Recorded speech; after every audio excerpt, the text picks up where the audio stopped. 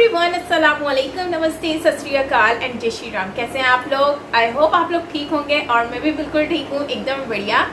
And आज की video में हम रिएक्ट करने वाले हैं, that is UNSC Taliban Afghanistan conflict. और इस वीडियो पे आज हम रिएक्ट करेंगे और वीडियो अच्छी लगे लाइक कीजिएगा, शेयर कीजिएगा, सब्सक्राइब कीजिएगा चैनल पर अगर न्यू है, और बेल आइकन को ऑल नोटिफिकेशन पर प्रेस कर लें ताकि सारी वीडियोस आप लोगों को मिलती रहे। तो देरी किस चीज़ की गाइस, चलते हैं वीडियो देखते हैं और रिएक्ट कर लेते हैं। सो हियर वी गो।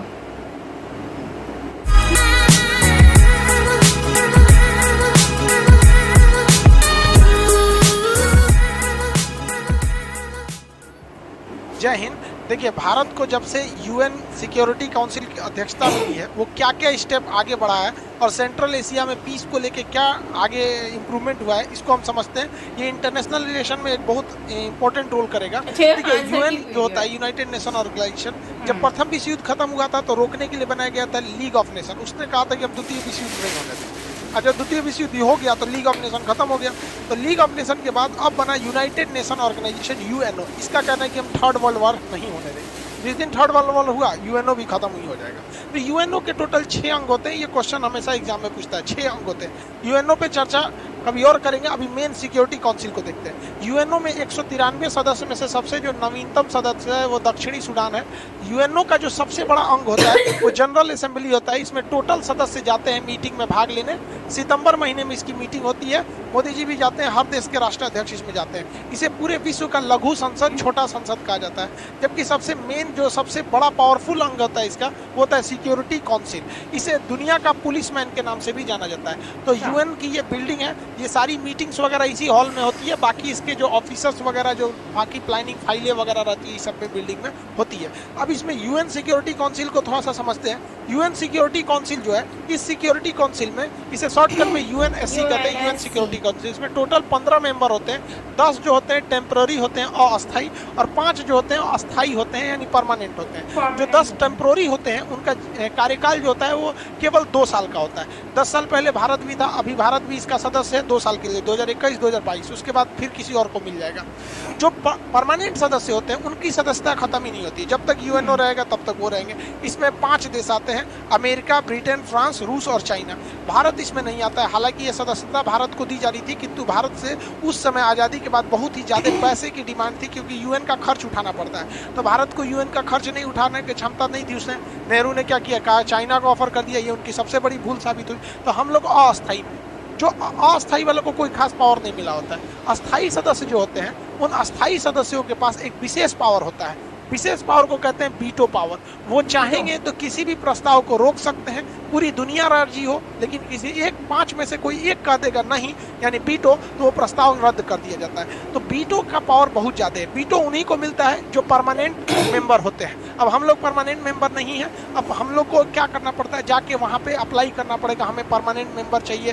तो UN के 193 में से लगभग 2/3 मेजोरिटी हाँ कहना चाहिए, और साथ ही साथ उसमें ये 5 का रेडी रहना जरूरी है। इसमें चाइना सबसे बड़ा रंगा लगा देता है। अब ये वीटो पावर इतना पावरफुल होता है कि आप खुद सोचिए कि UNSC जो है, UNSC, ये सद्दाम हुसैन पर सैंक्शन लगा दिया, लद्दाख, गद्दाफी पर क्या लगाया था, सैंक्शन लगाया था, बहुत सारा कार्रवाई किया था। लेकिन 1971 में जब भारत पाकिस्तान का पूर्वी पाकिस्तान पर हमला करके उसे बांग्लादेश बनाया, तो UN में चाइना उठाने का मुद्दा किया था। इसको पाकिस्तान ने भी किया था, लेकिन रूस ने वीटो कर दिया कि नहीं, ये प्रस्ताव, इस पर चर्चा नहीं होगी, खत्म हो गया यहाँ पे। जब भारत ने 370 को हटाया, तो पाकिस्तान ने भी सोचा कि इसको पूरी अच्छे से उठाया जाए UN में। वीटो करने के बाद वो भी खत्म हो गया। तो दुनिया में सबसे ज़्यादा अगर वीटो किसी ने किया है तो वो रसिया ने किया है, USSR ने किया है। और सबसे कम अगर वीटो किया है तो चाइना ने किया है। चाइना और फ्रांस बहुत कम करते हैं। चाइना दूसरे के मैटर में नहीं पड़ता है। चाइना का काम है, हमको अपने मतलब से मतलब रहता है। अभी भारत का कहना है कि हमें भी इसमें यूनाइटेड नेशन में परमानेंट मेंबर चाहिए, ताकि हमें भी वीटो पावर मिल सके। तो ये जो वैसे तो मेंबर नया जो बुढ़ऊ बने हैं, तो डोनाल्ड ट्रंप का कहना था कि भैया चलो हम भारत को परमानेंट सदस्य देते हैं ताकि उसे वीटो पावर मिल जाए। लेकिन ये जो बुढ़ऊ आए हैं, इनका कहना है कि भारत को हम परमानेंट सदस्य बना देंगे, लेकिन उसे वीटो पावर नहीं देंगे। मतलब समझ रहे हैं बुढ़ऊ का क्या कहना है, कि हम ब्याह करा देंगे लेकिन दुल्हन नहीं देंगे। सोचा ब्याह के लिए कौन फायदा है यहाँ पर, तो हम क्या करेंगे अस्थायी सदस्यता। कभी कभी अमेरिका की हरकतें हमें यह सोचने के लिए मजबूर कर देती हैं कि रूस ही है हमारा परम मित्र।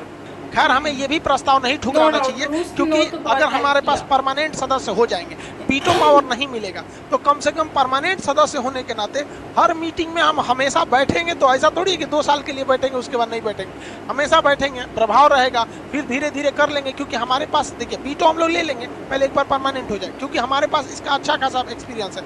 अंग्रेजों से जब हम लोग आज़ादी मांग रहे थे 1919 में, तो जलियांवाला बाग हत्याकांड वगैरह हो गया, तो अंग्रेजों को लगा भारत वाला पीट देगा सर, तो उन्होंने 1919 में आज़ादी नहीं दिया। उन्होंने कहा कि राज्यों का आधा शासन हम भारतीयों को दे रहे हैं, मतलब देश पूरी तरह अंग्रेजों के पास रहेगा, राज्यों का मेन चीज भी अंग्रेजों के पास रहेगा, और राज्य में कुछ एरिया में शासन करने का शक्ति भारत को दे देंगे, जिसे राज्यों का द्वैत शासन कहा गया।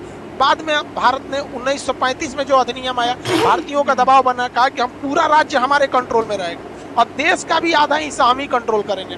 तो धीरे धीरे 1935 में पूरा राज्य भारत के कंट्रोल में आ गया। भारत शासन अधिनियम द्वारा राज्यों को राज्यों में पूरी तरह से स्वायत्तता यानी डोमिनेंस दे दिया गया, और केंद्र में भी आधा शासन भारतीयों ने कर लिया। और उसके बाद जब 15 अगस्त 1947 आया, तो पूरा भारत कब्जा हो गया यहाँ पर, तो हम लोग का वापस ले लिए, उन लोगों को भगा दिए। तो धीरे धीरे ये हो जाएगा, तो हमें ये भी प्रस्ताव नहीं ठुकराना चाहिए यूएन का। अभी क्या है कि हम लोग उसके यूएनएससी के अध्यक्ष बने हुए हैं। अब ध्यान से समझिए, यूएनएससी जो होता है ये 15 सदस्य होते हैं, तो इसमें 15 सदस्य में से अल्फाबेट के हिसाब से, अल्फाबेटिक यानी वर्णमाला के हिसाब से क्या बनाया जाता है, अध्यक्ष बनाया जाता है यूएन सिक्योरिटी काउंसिल का। ये 15 रहते हैं, लेकिन इस मीटिंग का हेड कौन रहेगा, 1 महीना के लिए बनाया जाता है। उस हेड का इतना पावर रहता है ना कि वो मुद्दों को डिसाइड करता है कि ये मुद्दा उठने देंगे कि नहीं उठने देंगे। अब भाई मुद्दे नहीं उठेगा तो आप वीटो क्या कीजिएगा, तो मुद्दा उठेगा कि नहीं उठेगा ये डिसाइड करता है यूएन सिक्योरिटी काउंसिल का अध्यक्ष। तो इस बार अगस्त महीने की अध्यक्षता भारत को मिली है। अब ये केवल 1 महीने के लिए होती है। जून में ये अध्यक्षता जो थी वो चाइना के पास थी, जुलाई में एस्टोनिया के पास थी, अभी अगस्त में भारत के पास आया है। अब सितंबर में ये आयरलैंड के पास चला जाएगा।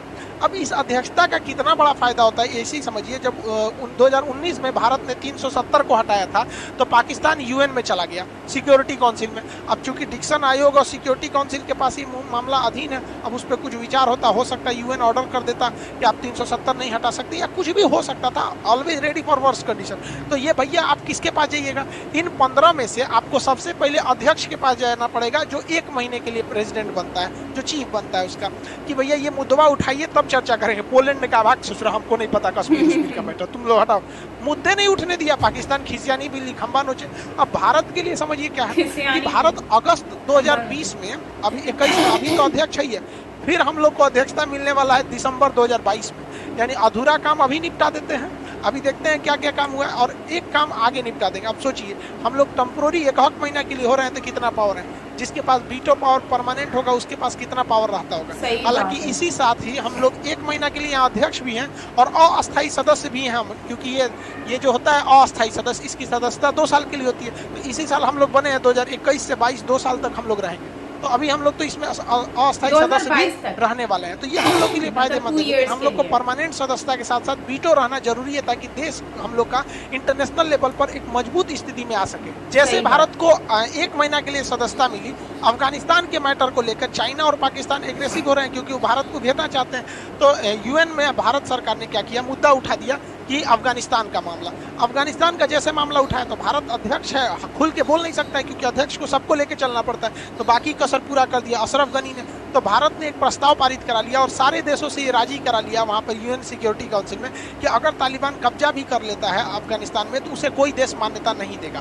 तो जो तालिबान सोच रहा है पॉलिटिकल मान्यता के लिए, अब वो उसको नहीं मिल पाएगा, क्योंकि इस पर पूरी तरह से प्रेस रिलीज करके ऑफिशियली साइन भी कर दिया गया है इस पर। अब इधर इस बीच मीटिंग हो ही रही थी, ताकि अफगानिस्तान ने भी मुद्दा उठा दिया कि तालिबान में अगर शांति चाहिए, अफगानिस्तान में अगर शांति चाहिए, तो तालिबान को काउंटर करने के लिए पाकिस्तान पर बैन लगाना पड़ेगा। तो इन लोगों ने पाकिस्तान पर ट्रेड सैंक्शन थोपने चालू कर दिया है। अब पाकिस्तान के ऊपर दबाव है कि अगर आपको सेंट्रल एशिया में व्यापार करना है, तो अफगानिस्तान आपको जमीन नहीं देगा, अपना प्रयोग करने नहीं देगा, क्योंकि आप तालिबान के लिए जा रहे हैं। तो पाकिस्तान जो है, एक और भारत से तो सैंक्शन लगा ही दिया, उधर से अफगानिस्तान लगा दिया। ईरान पे जाएंगे तो अमेरिका इनको ठोक देगा, बेचारा घिर गया है यहाँ पे। अब इसके लिए केवल इसका अब्बा बचा हुआ है चाइना यहाँ पर।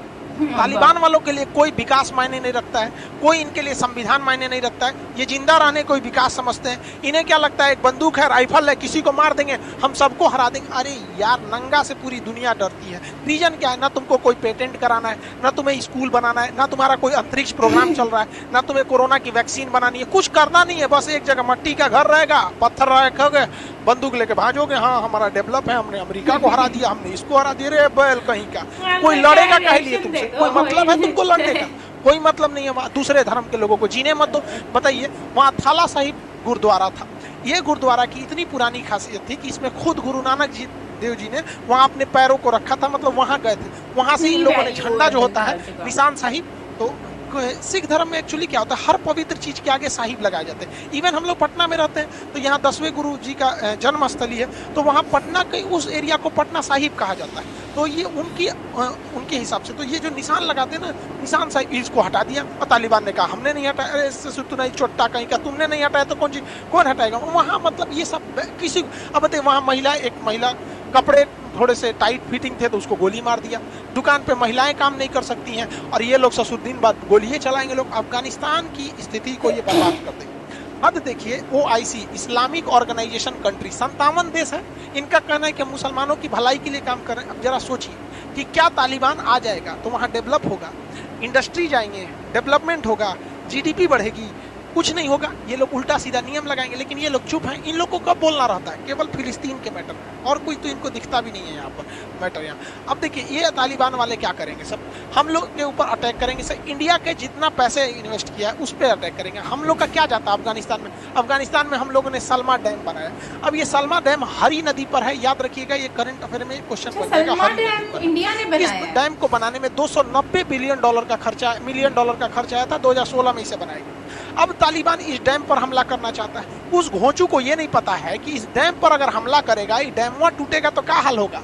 इस डैम से कितना फायदा आप सोचिए। इस डैम से 640 क्यूबिक मीटर पानी मिलता है पीने के लिए। वहाँ पर अफगानिस्तान में पानी, भूखमरी, ये सब की बहुत बड़ी समस्या, पथरीला जगह। खेती के लिए 2 लाख हेक्टेयर जमीन को खेती के लिए उपजाऊ बनाया जाता है, जिससे कि वहाँ के लोगों को अनाज मिलता है। ये बैल बांध तोड़ देंगे सब, 2 लाख हेक्टेयर जमीन से खेती खत्म हो जाएगी, अनाज नहीं मिलेगा उन लोग को। बिजली मिलती है 48 मेगावाट का, अफगानिस्तान के लोगों की बिजली चली जाएगी। बाढ़ का जो संकट आएगा, अलग संकट आएगा। लेकिन इनको क्या समझ में आता है? इनको तो धुन सवार है, हम ही जीतेंगे यार। हालांकि अमेरिका इन पर टाइम टू टाइम बॉम्बिंग करते रहता है अपना B-52 बॉम्बर के द्वारा।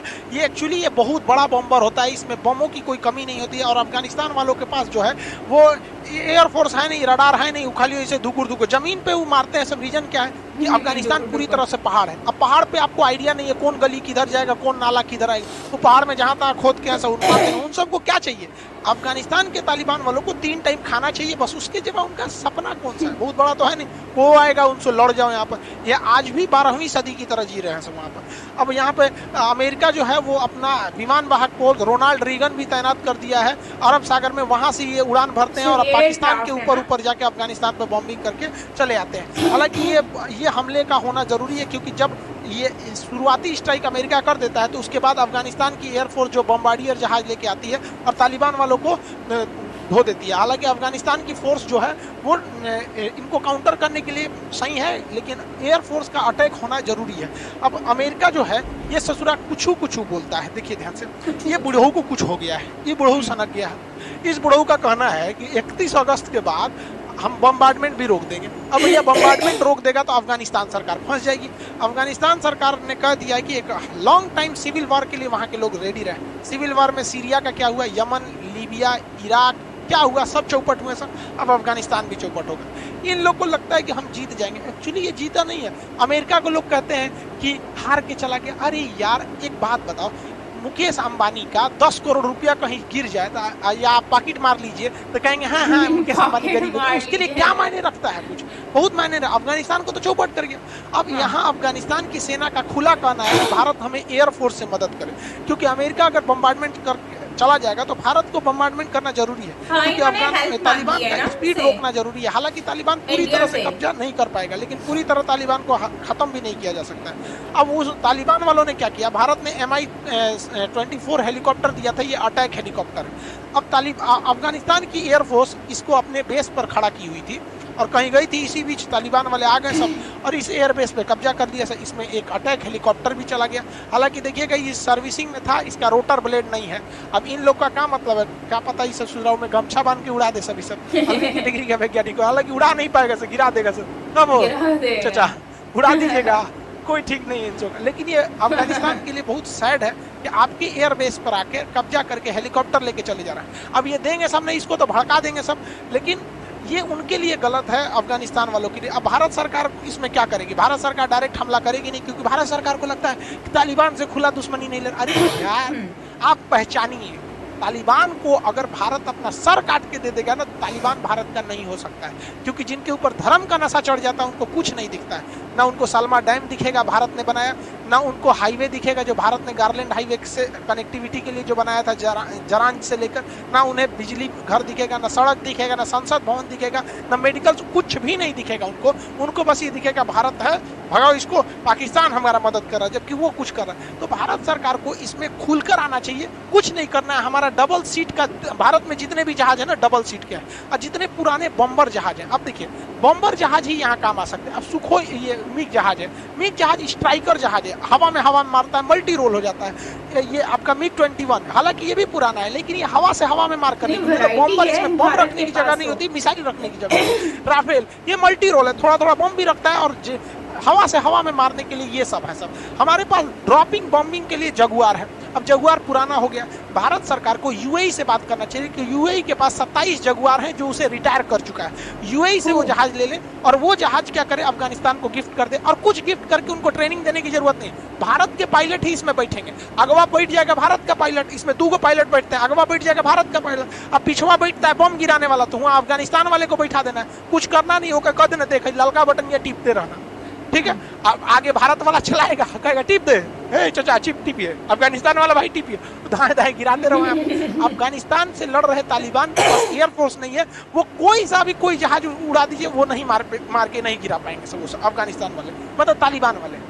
भारत की पूरी कोशिश है कि जब 2022 के लास्ट में भारत को यूएन की एससी की जो चीफ की जो कुर्सी मिलेगी, फिर अभी अगस्त में जो मिला है उसमें हम लोग बहुत काम नहीं कर पाएंगे, आधा अगस्त तो निकल गया वहाँ पर। तो भारत यूएनएससी में, यूएन सिक्योरिटी काउंसिल में चाहता है कि तालिबान के खिलाफ पीस कीपिंग फोर्स उतारते। पीस कीपिंग फोर्स जो होती है यूएन की, इनके पास इसमें पूरी देश की सेना होती है। अब पीस कीपिंग में भारत की भी सेना जाएगी, ससुरा पाकिस्तानियों की फौज जाएगी, चाइना वाले की भी फौज जाएगी, तब तालिबान क्या कहेगा?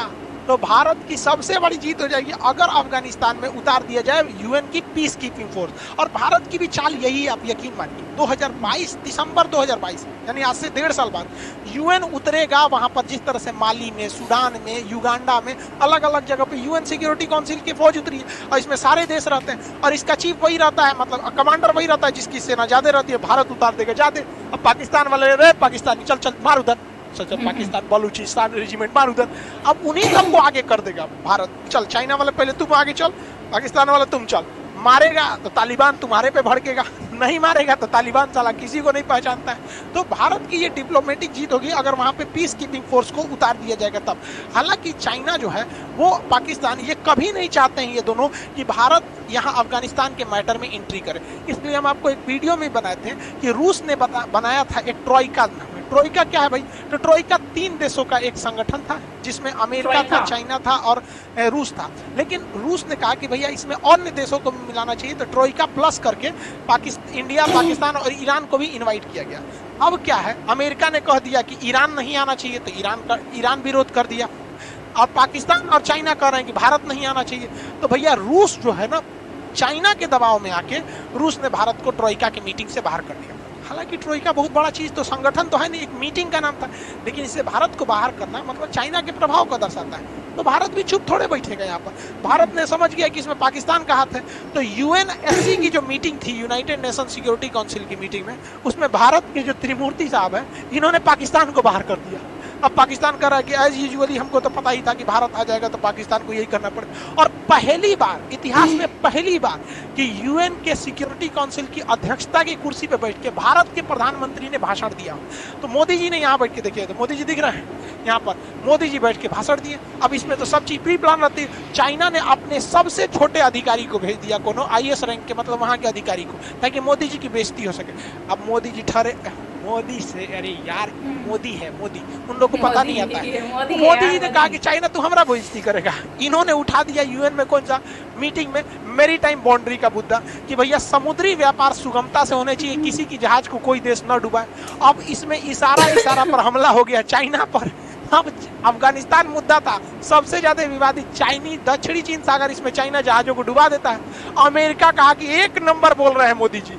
मोदी जी ने सही कहा, जो बाइडन में पकड़ लिया चाइना को, कहा कि हाँ दक्षिणी चीन सागर में कोई जहाज किसी को ना डुबाए, मैरीटाइम सुरक्षा होनी चाहिए। तो ये बहुत बेहतरीन काम किया। तो आप सोच सकते हैं कि 1 महीना के लिए भारत को अध्यक्षता मिला और 2 साल के लिए भारत अस्थायी सदस्य बना है, तो इतना बड़ा तांडव कर सकता है। जो चाइना बहुत कूद रहा था यहाँ दक्षिणी चीन सागर को, इशारों में वहाँ पूरी दुनिया का ध्यान अगर आकर्षित कराया जा सकता है, तो वह दिन सोचिए कि जब हम भारत को अस्थायी सदस्यता मिल जाए और वीटो मिल जाता, तो हम अब तक यूएन में भारत क्या करता, पीस कीपिंग फोर्स उठा देता। और ये एक ऐसी गलती थी जो जवाहरलाल नेहरू की, जो हम कभी नहीं भूल सकते हैं। हालांकि उस समय देश की अर्थव्यवस्था भी बहुत खराब थी, जितना पैसे की रिक्वायरमेंट थी भारत अभी भी उतना पैसा नहीं देता है। भारत का उसमें योगदान 1.7% के आसपास है, बहुत कम योगदान है यूएन में, लेकिन बाकी अन्य जगहों से यूएन देता है। लेकिन नेहरू को भी सोचना चाहिए कि हम पैसों की भरपाई कर सकते थे, लेकिन ये पावर तो कभी नहीं आ सकता था हम लोगों के पास। तो भारत सरकार को भी ये सब चीज़ों को दबाव बनाना चाहिए। हालांकि पल पल जो ये बदलते रहता है, अभी बाइडन ट्रम्प था तो कह रहा था कि भारत के पक्ष में रहेंगे, बूढ़ों को कुछ हो गया, वैक्सीनों रोक दिया था कुछ दिन में। और एक सूचना सुनिए क्लास से रिलेटेड, क्लास जो है वो 17 अगस्त से खुल जाएगा, क्योंकि बिहार गवर्नमेंट ने ऑर्डर दे दिया वैक्सीन।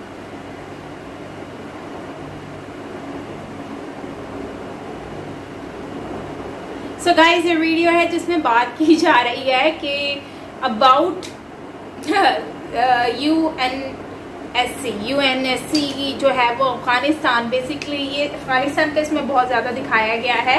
एंड ऑल्सो इंडिया का बारे में तो आप लोग जानते ही हैं कि भारत जो है वो यूएनएससी का पार्ट बना, और उसमें जो पाकिस्तान है उसने जब कहा कि हमें भी इस मीटिंग में बिठाया जाए, तो पाकिस्तान को मना कर दिया गया, जिसकी वजह से पाकिस्तान ने काफ़ी फील भी किया। और ये अच्छी खासी एक भारी इंसल्ट भी थी कि यूएनएससी में जो है वो भारत ने जो है वो पाकिस्तान को मना कर दिया, क्योंकि ये अफगानिस्तान से रिलेटेड यहाँ पर बातचीत चल रही थी। एंड क्योंकि तालिबान से रिलेटेड पाकिस्तान का कनेक्शन एंड अफगानिस्तान में जो कंडीशन चल रही है, सो उसको अकॉर्डिंगली आई थिंक भारत ने ये फैसला लिया।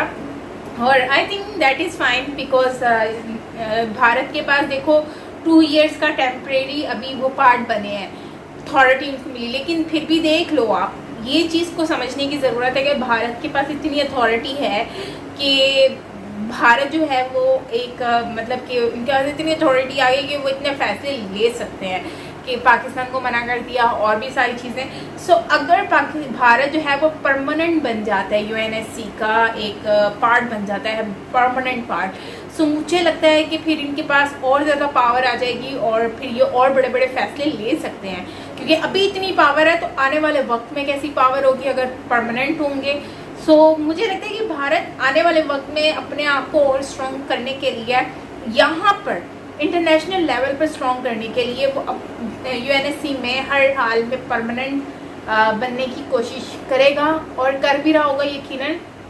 क्योंकि भारत को पता है कि अभी जो है वो गवर्नमेंट को पता है कि ये लोग इतना आगे, मतलब अपने आप को अगर पावरफुल बनाना है और ज़्यादा स्ट्रॉन्ग बनाना है, वैसे तो पावरफुल है ही, सब लोग जानते हैं, लेकिन अगर और ज़्यादा पावरफुल बनाना है तो उसके लिए फिर जाहिर सी बात है यूएनएससी में अपना और अच्छा अहम किरदार निभाना पड़ेगा।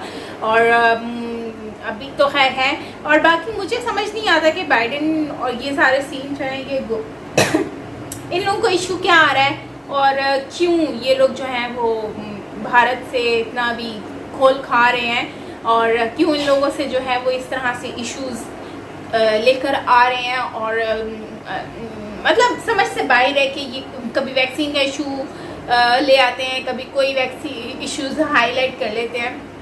सो इनको क्या इशू है भारत के साथ, जबकि भारत ने तो इतने लोगों की हेल्प की, सब लोगों के साथ इतना अच्छे से चल भी रहा है और इतना पावरफुल भी है, एंड कोई हर चीज़ है उनके पास। तो फिर उसके बावजूद समझ नहीं आता है कि ये बाइडेन शाइडेन और ये सारी चीज़ें क्यों चल रही हैं।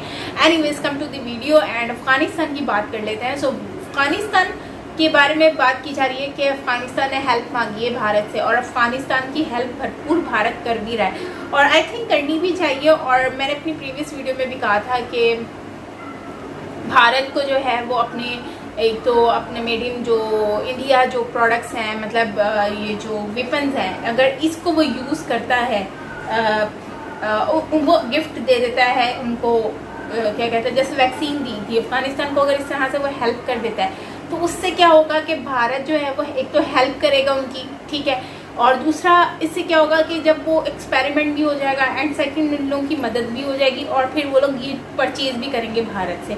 जैसे कि खान सर भी कह रहे हैं कि अपने फ़नी अंदाज में इन्होंने बहुत ही फ़नी वे में बात करते हैं और काफ़ी इंटरेस्टिंग तरीके से होती है, तो इतनी सीरियस टॉपिक को सुनने में मज़ा भी आता है। लेकिन चले वीडियो की बात करें तो खान सर ने कहा है कि इनको जो है वो आगे अपने जो विमान है उनको लेकर आया जाए और आगे खुद बैठ अपने इंडियन हूँ पायलट और पीछे अफ़गानी हूँ और वो इंडियन के इशारों पर, मतलब इंडियन का है पायलट और फिर वो वहाँ पर बटन दबाएं और काम तमाम। सो हाँ, इस तरह से कंट्रीब्यूट करके ये सारा कुछ कर सकते हैं एंड आई होप कि इंडिया अफ़गानिस्तान की मदद करेगा, क्योंकि यूएस तो भाग गया, उन्होंने तो वो मदद करने से मना कर दिया, कह दिया कि भाई इंडिया जो अफ़गानिस्तान है वो अपनी मदद आप जो है वो सारा काम करें, हम नहीं उनकी हेल्प करेंगे। सो वीडियो तो इस तरह से अगर कंट्रीब्यूट करके ये एक दूसरे के साथ इस तरह से कुछ करते हैं तो काफ़ी मदद हो जाएगी, क्योंकि यूएस तो भाग गया और उन्होंने कहा है कि भाई अफ़गानिस्तान जो है वो अपनी मदद आप मदद करें और अपनी लड़ाई खुद लड़ें, हम जितना हो सकता था किया, लेकिन उसी से फ़ायदा भी हो गया तालिबान को, उनके हथियार मिल गए जो अमेरिका छोड़ के गया था और उसके बाद जो है वो आगे जाकर काफ़ी चीज़ें इनको देखनी पड़ी। अब ये देखो जहाज़ भी जो है वो भी MI-54 जो है वो लेकर चले गए और उसके बाद जो है वो अब वो अलग बात है कि उसका वो पंखा नहीं है जो चलता है, लेकिन ये लोग तो अरेंजमेंट कर ही लेंगे, ढूंढ ही लेंगे। जब जहाज़ पे आके ये हेलीकॉप्टर पकड़ लिया तो वो भी मिल ही जाएगा। लेकिन मज़े की बात तो ये है कि इन लोगों को इतना पता है कि ये चलाना कैसे ये लोग चलाएंगे, इनको कुछ ट्रेनिंग वगैरह होती होगी या फिर क्या है, बिकॉज हेलीकॉप्टर चलाना कोई आम बात नहीं है और कोई गाड़ी थोड़ी ना है कि तो आप गाड़ी चला रहे हो या रिक्शा चला रहे हो या बाइक चला रहे हो या फिर साइकिल चला रहे हो, एक आसमान पे आप हेलीकॉप्टर कैसे चला सकते हो। तो ये बात भी है, क्वेश्चन मार्क उठता है यहाँ पर। लेकिन अब देखते हैं कि क्या होता है। बाकी जुल्म हो रहा है यार अफ़गानिस्तान के साथ, जो बात है अगर ये लोग जैसे इन्होंने भारत ने इतना कुछ बनाया है वहाँ पर, तो इनको चाहिए कि भारत ने जो चीज़ें बनाई हैं अगर खुद बना नहीं सकते कुछ तो यार इन बेचारों के लिए ये मसले मसाइल तो ना करें जो भारत ने इनके लिए बना के इनको दिया है। और बाकी सैंक्शन की बात की जा रही है, तो सैंक्शन में अगर आप सैंक्शन लगा देते हैं सो पाकिस्तान के लिए बहुत ज़्यादा मसले मसाइल हो जाएंगे। जैसे कि ऐसे में भी इस बात पे इश्यूज़ उठे कि भाई पाकिस्तान को सैंक्शन में लगाया जाए और फिर उसके बाद पाकिस्तान काफ़ी नाराज़ भी हुआ था जहाँ तक मुझे याद है। फिर उसके बाद पाकिस्तान जो है वो अभी अफ़गानिस्तान भी कह रहा है कि हम सैंक्शन लगाएंगे, तो हैशटैग चल रहा है, बाकायदा बोल रहे हैं कि पाकिस्तान सैंक्शन पाकिस्तान, मतलब हैशटैग लगा के। सो इट्स मीन के पाकिस्तान के ऊपर हैशटैग की बात की जा रही है। तो अगर रशिया और दूसरी कंट्रीज़ में पाकिस्तान को इम्पोर्ट एक्सपोर्ट का सिस्टम करना पड़ेगा, सो ये बहुत ज़्यादा कॉस्टली हो जाएगा पाकिस्तान के लिए। सो पाकिस्तान को इस पर देखना है कि वो क्या एक्शन लेते हैं, क्या करते हैं सैंक्शन ताकि ना लग सके और जिससे जो है वो इनका, वैसे हमारी इकनॉमी इतनी डाउन हुई भी है। सो अगर इकनॉमी और ज़्यादा डाउन हो गई सो ये हमारे लिए बुरा हो जाएगा। सो आई होप कि पाकिस्तान इस पर कोई एक्शन ले और पाकिस्तान जो है वो कुछ अपने लिए ही भला कर ले यार, सीरियसली बहुत ही हो गया, वरना ये तो और भी ज़्यादा डाउन हो जाएंगे इकोनॉमिकली। और फिर जब इकोनॉमिकली डाउन हो गया तो फिर बचेगा क्या, कुछ भी नहीं बचेगा। सो गाइज ये थी हमारी आज की वीडियो, काफ़ी चीज़ें चैलेंजिंग है, वैसे ओवरऑल वीडियो अच्छी थी बिकॉज खान सर ने बड़े फ़नी वे में बताया और अपने अंदाज में ही वही जो फ़नी वे में बताते हैं। And it was amazing and thank you for watching me. And also अगर वीडियो अच्छी लगे लाइक कीजिएगा और मेरा ओपिनियन कैसा लगा शेयर कीजिएगा कमेंट सेक्शन में। एंड आई थिंक कि भारत को मदद करनी चाहिए अफ़गानिस्तान की, और मुझे उम्मीद है कि भारत मदद करेगा भी। और भारत ने मेरे ख्याल से भेजे भी हैं जहाज़ जो हैं वो भेजे हैं हेलीकॉप्टर उनकी हेल्प के लिए। सो माइट बी उनकी मदद हो जाए। सो खैर गाइस ये थी हमारी आज की वीडियो। एंड अपना ओपिनियन ज़रूर शेयर कीजिएगा कमेंट सेक्शन में। वीडियो बहुत ज़्यादा लंबी हो गई सो इसलिए मैं और वीडियो को लंबा नहीं करने वाली। सो मिलते हैं नेक्स्ट वीडियो के साथ। टिल देन टेक केयर, अपना बहुत बहुत बहुत सारा ख्याल रखिएगा। So yes, take care, bye bye.